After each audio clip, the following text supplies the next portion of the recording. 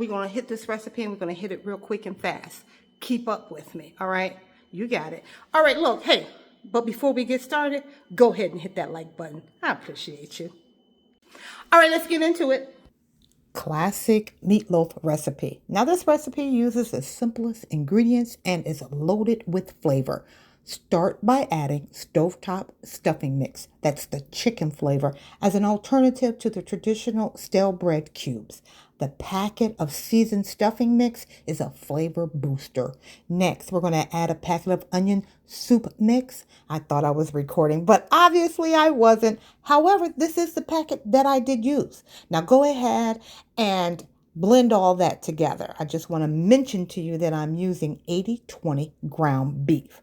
All right, let's get ready to add 1 egg. Now, I like to stir my egg in a separate container before adding. Oh, yeah, and my friend, she shared this recipe with me because this week she was bragging about how her husband just loved this recipe. It knocked his socks off. So I said, share it with me so I could share it with you. All right, now let's get back into it. Go ahead and shape your loaf. Here I'm using a casserole dish instead of a loaf pan. Either or, just be sure that the edges of the meatloaf do not touch the sides of the pan. We want that air to circulate around the loaf for an even bake. Go ahead and slide that loaf into your oven uncovered at 350 degrees for a total of 50 to 55 minutes. Now, if you're not sure if your meatloaf is fully cooked, use a thermometer inserted into the middle of the loaf to get a read of 160 degrees. We are almost done, but it's time to take a water break.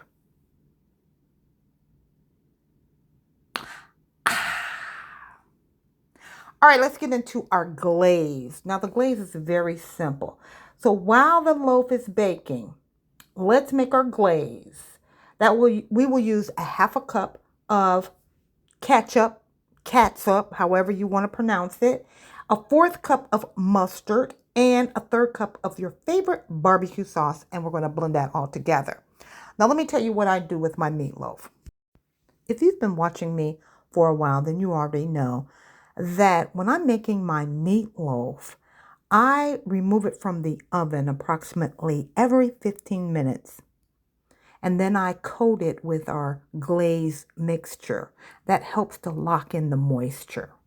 So I do that until the meatloaf is fully cooked. And while my loaf is baking, can you only imagine the aroma in my kitchen?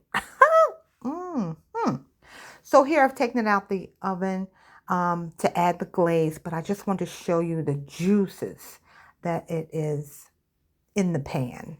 And then we're going to glaze it. And remember, when you're glazing, to glaze the sides of the meatloaf. Okay, it's all done baking. And we're going to allow it to sit or stand for at least 10 minutes before we slice and serve. All right, so if you like this recipe, go ahead, hit that like button, share, comment, and follow or subscribe. I appreciate each and every one of you. Have a wonderful day and enjoy.